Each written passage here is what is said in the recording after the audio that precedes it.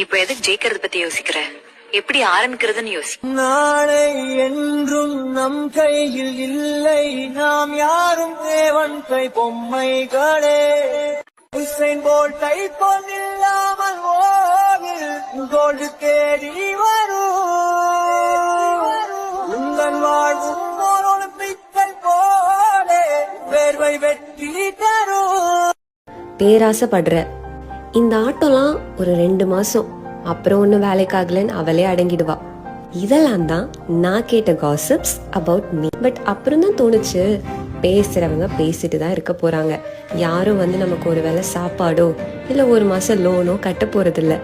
நம்ம தேவைக்காக நம்ம ஓடுறோம். எவ்வளோ பேரு பிடிக்காத வேலைய 9 hours செய்யும் போது பிடிச்ச வேலைக்காக ஒரு 5 hours ஸ்பெண்ட் பண்றதுல தப்பு இல்லைன்னு தோணுச்சு. அப்படி நான் போட்ட எஃபர்ட்டுக்கு கிடைச்சதுதான் நீங்க எல்லாரும். Thanks for supporting me.